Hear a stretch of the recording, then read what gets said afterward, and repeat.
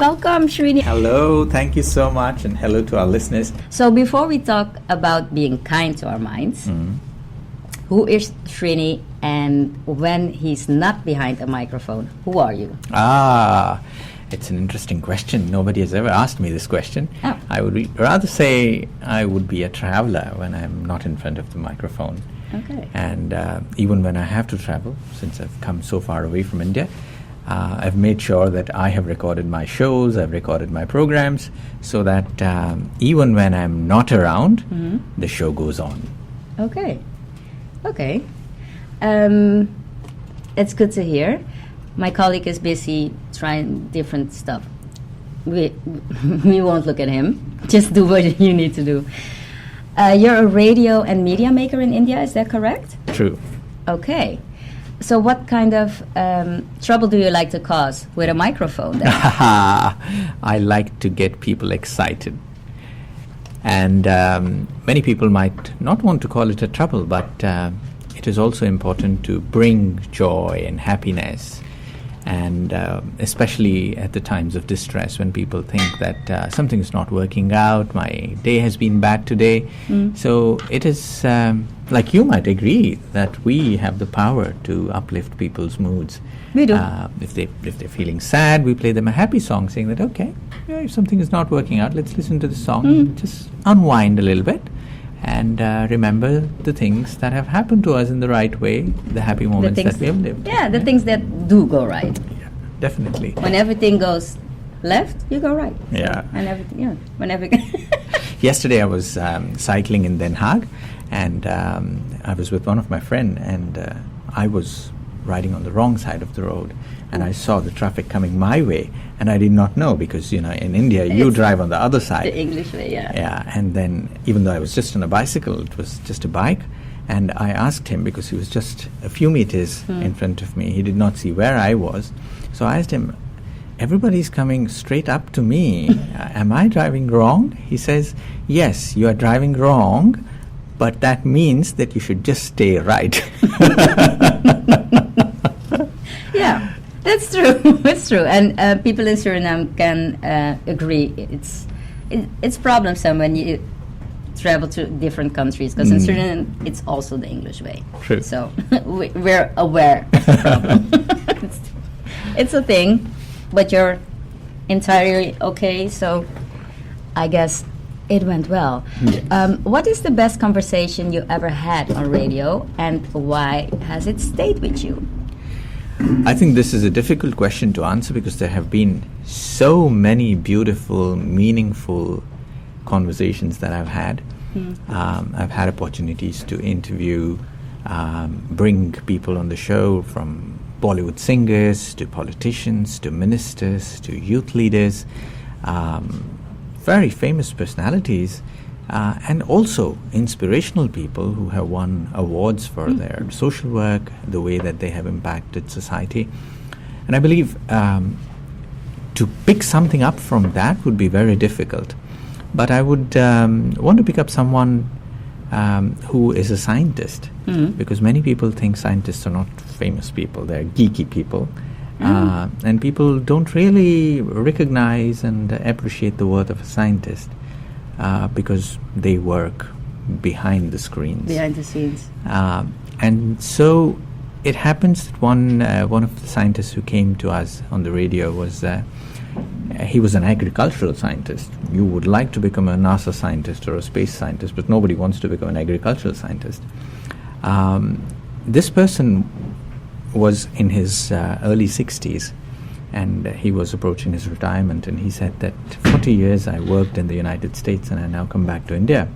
And I have realized that one of the biggest threats that we face from climate change today is not just rising temperatures, but because of that, how it would affect the food security of the world. True. And for the future, it is important for us to now grow millets, start consuming millets, diversify our plate.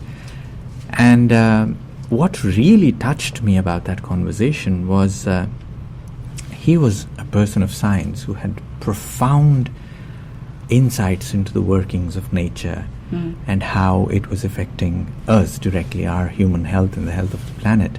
but yet he was ready to simplify all that he had learned into layman language to put it across to us so that we understand and we take care of ourselves and we take care of the planet. That simplicity is something that stayed with me. Wow, that's so beautiful. Thank you for sharing that. Thank you. Because it's true what you've been saying. I think it's really a big problem, because we see now all the seedless fruits. And I don't think people realize what it means to create something like that, and what it means if every fruit would be seedless. The people that sell it control the food. Yes. So that's the thing. And if other people don't learn or teach how to grow and how to eat or live with nature, yeah, we're in trouble. Like you mentioned, these are issues that plague us right now. And we all have chances to make positive impact on the society by simple choices that we make. It's just that if you think that my child does not like seeds in the fruit, and for that reason if you choose the option of a seedless grape or a seedless fruit, then what you're doing is you're breaking the cycle in the nature. Yeah. And even if your child might not like it, but if you explain it to your child that it is important for us to eat fruits which are having seeds in it, and how much it will help green the planet, clean the dirt around us, how it is an important aspect of the cycle of nature, then probably the child would appreciate it. Probably, because I grew up with nature and a lot of seeds. If you don't like the seeds, you spit them out. Yeah. Especially when you're a kid, you don't really care about anything, so you just spit it wherever, I guess. I was outside a lot. Yeah. I'm Gen X, so that's not hard.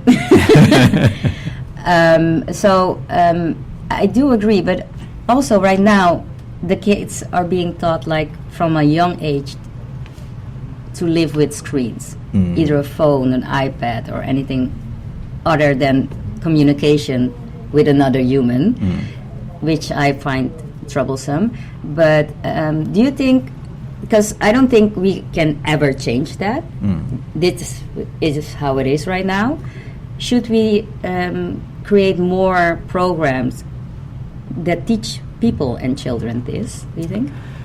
You have touched a very hot topic. Oh. And I understand that because you see it and you have experienced it firsthand. And today we see, whether you are in the train or whether you are in a flight, you are sitting at the airport waiting for a flight, you see children invariably busy with the screens, whether they are young, whether they are old. Sometimes parents just want to give the screen to the kid, saying that, okay, at least he or she will not bother me for next hour or two. As long as they are busy with the screens, I can do my work, or I can do something, or at least I will have my peace of mind. But we have forgotten that by giving that screen, by creating that distraction in the hands of that kid is now handicapped. It is. That kid will not have an opportunity to develop his or her social skills. They wouldn't know how to interact with people because they are only busy interacting with something which is virtual, the screen. Yeah. And when real life challenges come, many of my young friends would agree with me that they feel suffocated to ask for help. Yeah. And this is something which is very important, because we as human beings, we are social beings. We, as much as we like being free, being independent, we know that we are here together on this planet, and we need each other for living here. We need to help each other, not just as helping each other as human beings, but we also need to help fellow beings like animals, like other creatures, like plants. All of them need our help, and if we do not cooperate with each other, if we do not understand each other, then we are in trouble, because everybody needs help in life. We do. We really do. Whether it's your friend, whether it's your best friend, whether it's your mom, dad, your sibling, or your husband, wife, boyfriend, girlfriend, children, everybody needs help at one point in time. And at that time, if I've not built on that relationship, then who do you ask for help? Yeah, and if the children don't learn because they interact with the screen and they think they're interacting with people behind the screen, but it's different kind of connection, right? It doesn't really connect.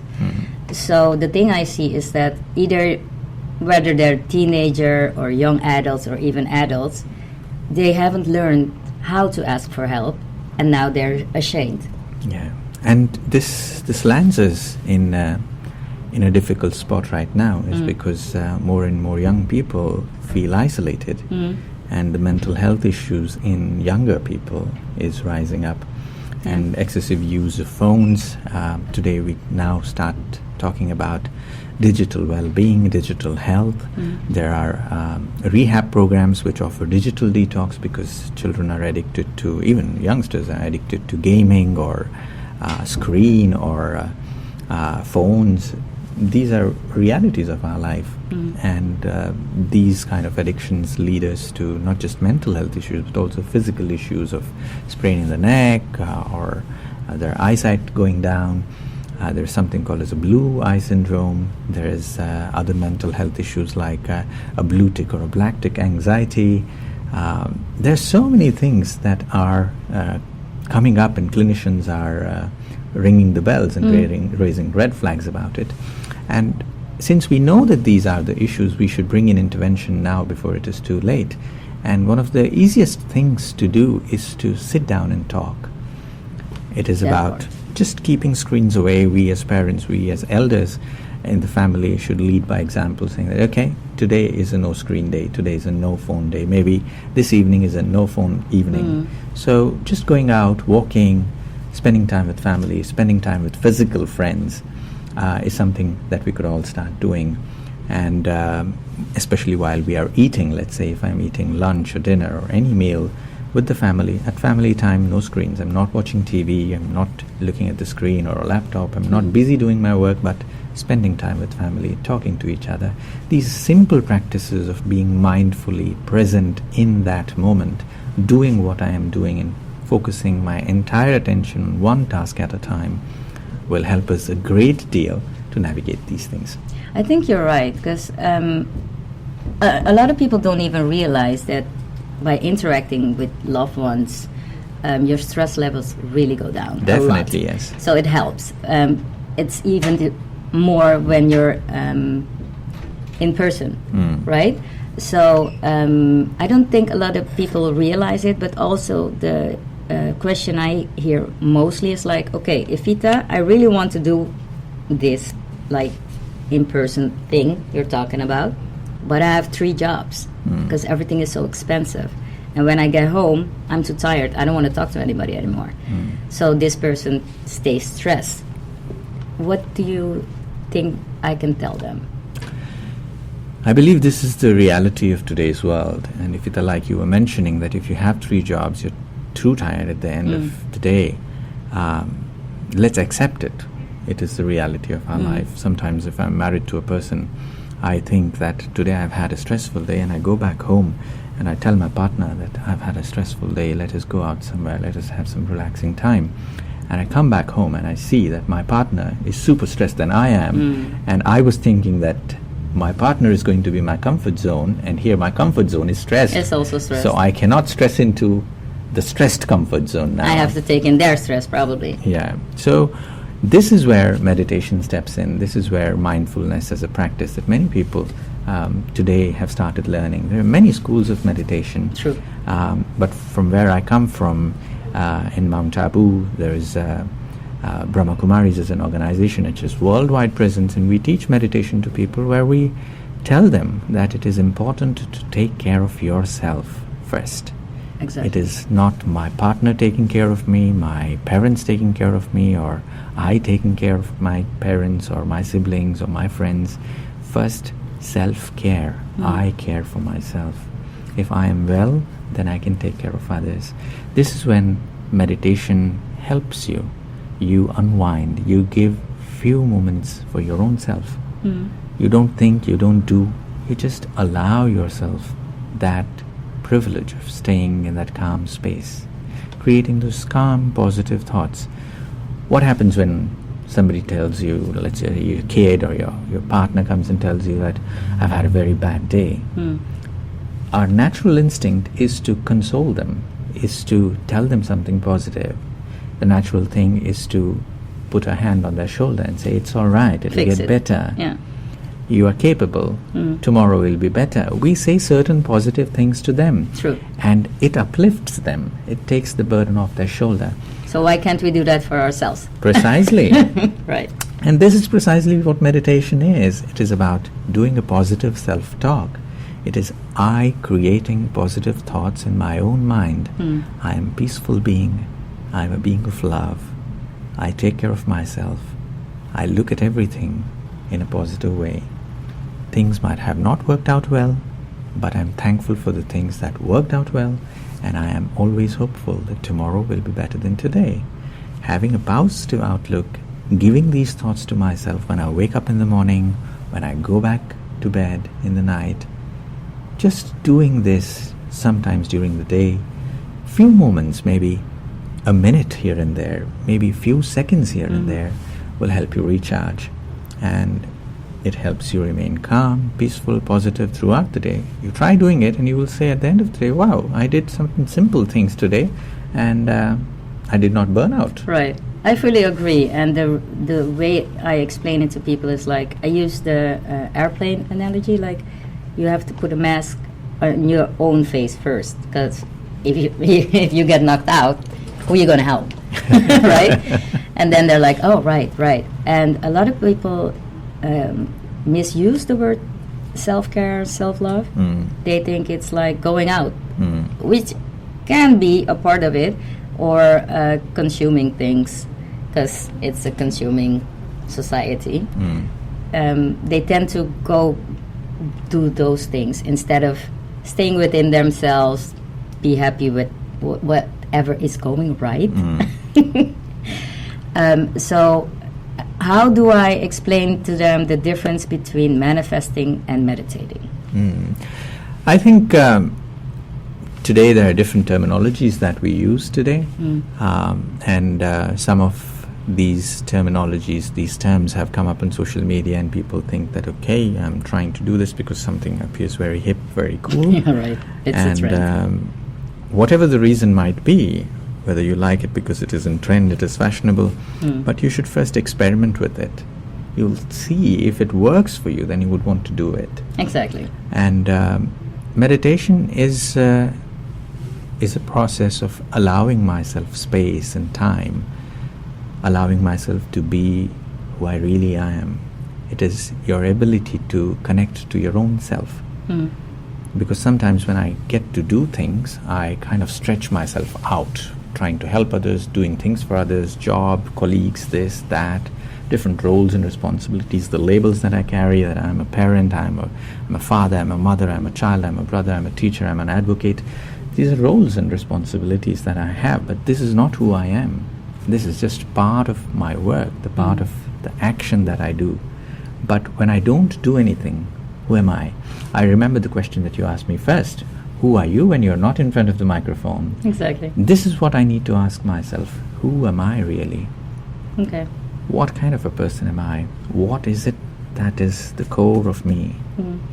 You would believe that there are certain people whom you would know, I would know. You walk into the room and you will see that person is there, and he's the person or she's the person who is the life of that room. He would or she would connect with everyone. Yeah. They bind everyone together. That is his or her speciality. Yeah. There are also some of our friends whom we would all know that at the times of trouble, they are the ones who will give us correct guidance. Facts. It could be you have 10, 20 friends. He or she might not be your best friend, but you know that one friend who is a very wise friend. It has the knowledge. Yeah, he has the knowledge. And she the has ability, the knowledge. probably. Yes. Yeah. Facts. So to identify myself that this is my speciality, and each one of us is special. Knowing my specialities and me deliberately focusing on it is meditation. Manifesting is also something which is a positive way of bringing things into life. You want something, you don't say that, oh, I want it, what do? I don't get it. I've tried so hard. This will not get you anywhere. Manifesting teaches you is to see that thing in your life already. Exactly. It is like what it was said to Superman, the best way to become is to be.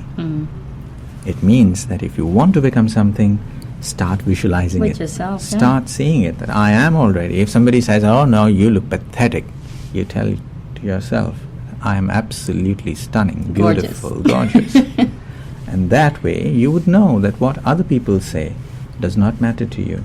And of course, beauty lies in the eyes of beholder. Exactly. And if I'm beautiful on the inside, I carry that beauty outside. And there is nothing more beautiful than a smile on the face. Facts. Those are actual facts. Thank you for sharing that.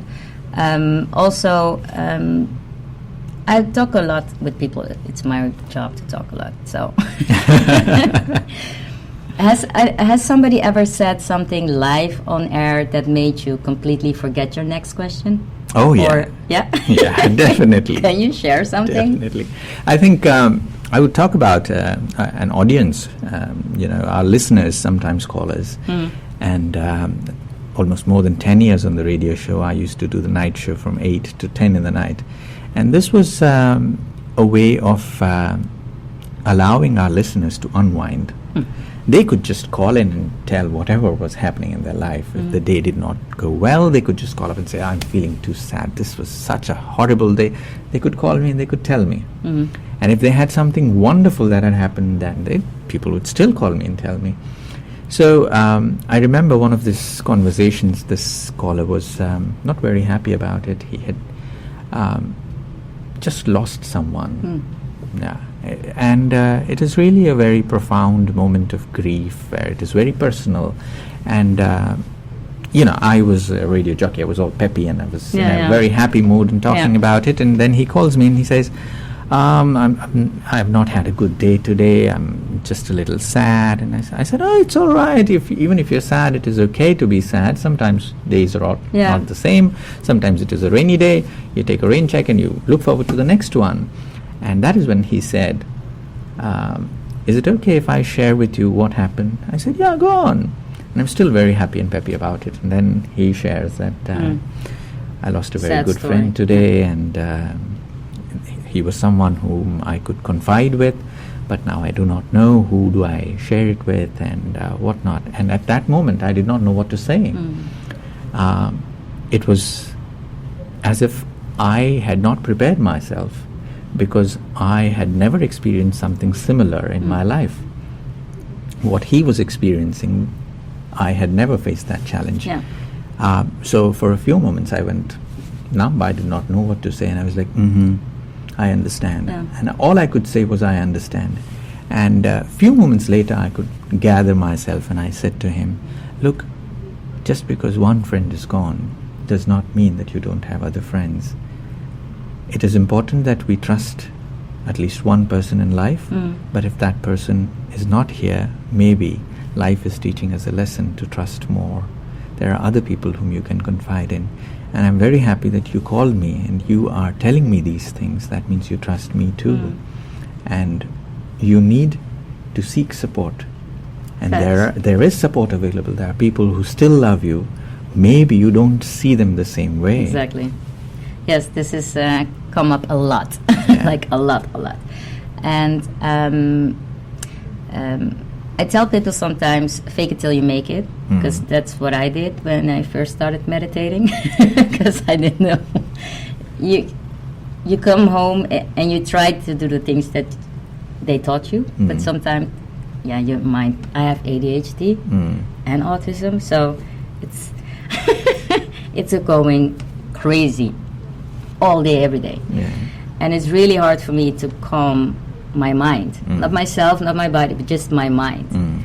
And I found a way to do it, and that's to think about the ocean, the sounds, the smells, those type of things.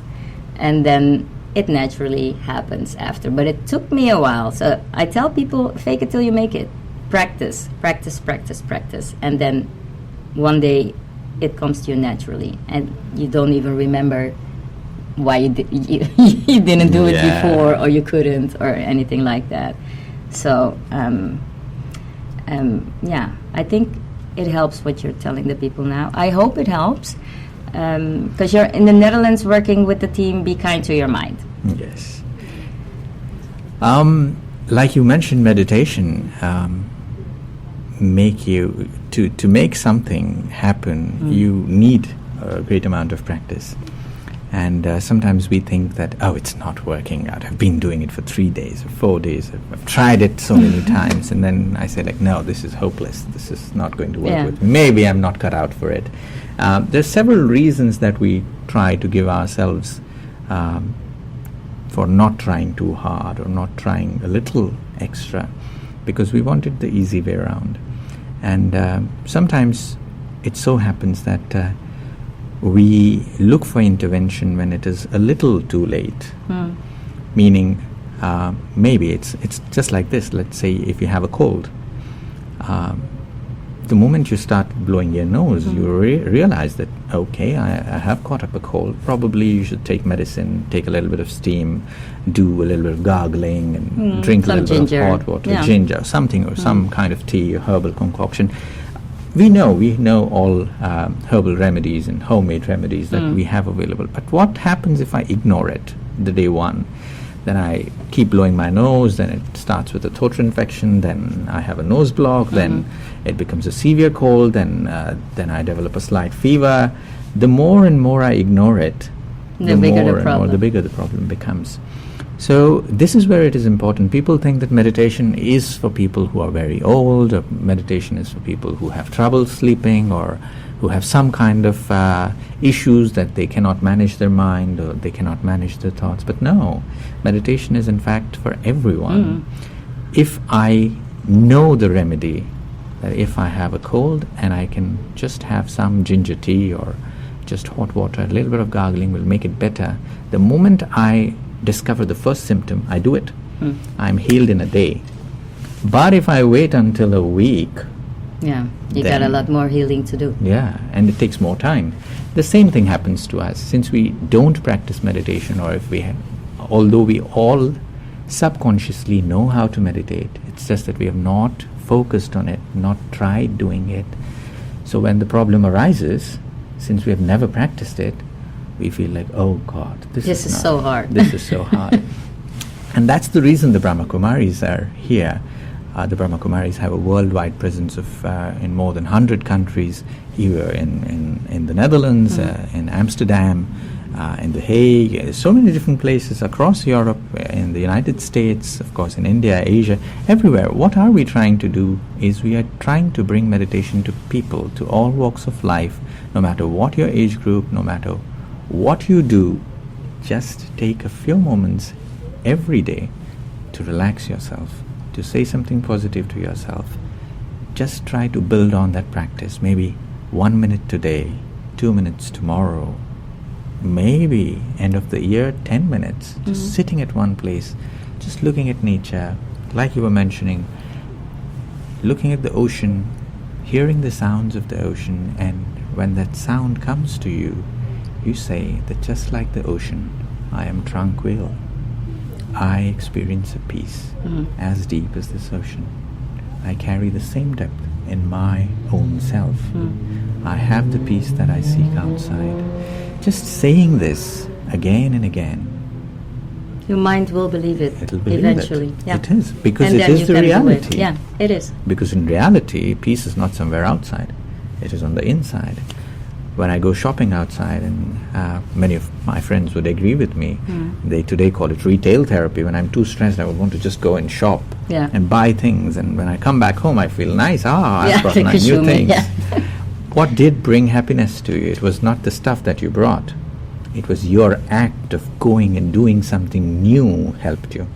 But instead of going out and spending money, if you could start creating new thoughts in your own mind, it'll give you the same benefits, albeit lesser credit card bill. Which is also more beneficial, if you ask me. So how do you know when you're protecting your peace or avoiding reality? We're not avoiding reality at all. because we know that what situation is out there is out there. Let's say I have a boss who is perfectionist. I have a partner, a husband or a wife who's lazy, who does not help me in household chores. I have a child who gets irritated for simple things. It is the reality of life. It is. You cannot change them. You cannot say, why can't you be a little calm? You cannot say it to a child. Even if you say it to him or her, the child might not even understand what my mom or dad is wanting me to do. True. The boss, your partner, your child, or let's say just the bad weather. Oh, it's too hot today. You cannot do anything about the weather, but what can you do is you can change your own way of looking at things. The way you deal with it. Yeah, it is about the external reality is real. I know it. But when I cannot change the scenery outside, I change that scenery on the inside. I say, it's all right. There are worse people than my husband. He's just lazy. Something positive in the things that appear negative in front of you. Just to see the specialities in each one of them. If the weather is too bad, saying that, yeah, the weather is too hot, but at least I don't have to go out. Exactly. I have the privilege of staying home. Or find a way to keep yourself cool. Yeah. Or just, be more creative, I guess. So many different things that we can start saying to ourselves. So this is what, when we say be kind to your mind, is when you get stressed, your mind feels stretched. Yeah. Yeah, sure. it's what is stress? It is one thought after the other. So what do? You create space between those thoughts, deliberately, gently, allowing it to relax. You don't have to go to a spa, to a massage parlor to relax. You don't have to go to a beach. But there are times, yes, you must go to the beach. You like listening to the sounds of the ocean. But sometimes when you cannot go out, go within. Yeah. You can find that calm within too. And this is what we are telling people. Simple things that is available here. Your mind is your best friend. It is your best resource. If you use it wisely, properly, you know the trick, then you can become its own master. Your most important organ. Yeah. Become its own master. That's the thing. Yeah. Do you think people nowadays can manage something like that? So how can we reach that? Is it only through practicing meditation and manifesting, or are there other ways we can achieve something? Many people are afraid of this term, becoming your own master. They think that you would become a Zen master or a Buddhist monk, or you're supposed to become some thou art holy saint, and that is when you would master yourself. But it is not true. We all are our own masters. And the Brahma Kumaris teach meditation. It is called as Raja Yoga. Okay. And it comes from two words, Raja and Yoga. And those of our friends who are familiar with this word Raja, Raja means king or a master. And yoga, it is the kind of yoga, meaning a connection that you make with your own self that makes you your own master. The more I listen to my own inner voice, the more I start focusing on who I really am, my reality, my positive reality, then that is what will strengthen myself. We all know that we have our own weaknesses, but we also have our own strengths. We do. We are very powerful beings. We are. Some of us forget that we are powerful. We think that we are weaklings and we need support from outside. It is true that it is important to take support, but it is also important to empower ourselves so that we can support others too. And Raja Yoga teaches us the same thing, that be the master, be the king of your own senses, your own eyes, your own ears, your own tongue. And so many people tell us, oh, I did not want to eat it, but it was so delicious that I had an entire bowl of it.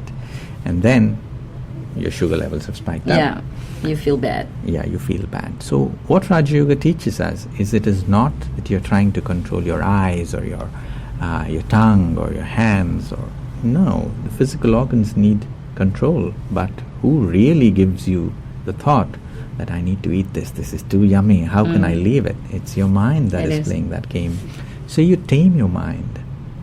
Many people have given an example that the mind is like a horse. It can run free, wild, wherever it wants. But we have tamed wild animals. Horse is a small animal to tame. Yes. It is still a safe animal to Yes. tame. We have tamed wild elephants, and we have tamed lions and tigers and whatnot. If we can tame such wild animals who are ferocious, why can't we tame our own mind? And all that we need to do is to simply talk to our own selves, to talk to our own mind. When your mind wanders too much, then say to yourself, hello, my dear friend. Yeah. I know you've been busy, but let us relax a little bit. Let us take a few moments to just not do anything. Okay. Just enjoy being where we are at the moment. Giving ourselves this space brings your mind to a centered space. Okay. Instead of being distracted and being all over the place, the mind now finds a space where it can come back. And we all know when we want to make bigger decisions of life, when we want to buy a car or want to invest in something, or you want to get married, or anything, any important decision in life, people always tell you, sit, think, then come to a decision. And what they are asking us to do is allowing our mind some space, to not be busy. If you're busy, you cannot make a proper decision. It is. And this is the essence of Raja Yoga, is to become the master of your own mind, to know myself and to connect to my own self. And it means that I am strong, I am positive, I am peaceful, I am naturally loveful. It is my nature to love people. It is my nature to seek out love too. Why do I look for love outside? Is because inherently it is my spiritual DNA. That is how I am. Yeah. And that's the reason I look for others also to be loving to me. But what I forget is, if I don't give it outside, I cannot get it from outside. I think that, okay, if you love me, I love you back. But I forget that it is in the giving that there is receiving. Yeah. And meditation teaches you that once you realize that I am powerful enough to love, I don't really bother if somebody gives me love or not, somebody gives me respect or not, somebody... It's just a cherry on top. That's what I tell people. It's a cherry on top. I love talking to... I would love to talk to you more, but I learned you need to leave at 3, right? Is there any place people can see you or hear you in the Netherlands? Oh yeah, wonderfully so. I'm here for another 5 days, and we have a Brahma Kumaris Center here in Amsterdam Southeast. It is called as Harmony House. You could just look up for Brahma Kumaris Harmony House. You could just Google the Brahma Kumaris web page on for Brahma Kumaris Netherlands. You will see there are so many Raja Yoga meditation centers. Oh, nice. And you could just tap into any of our resources. We also have an online tool which is called learnmeditation.org.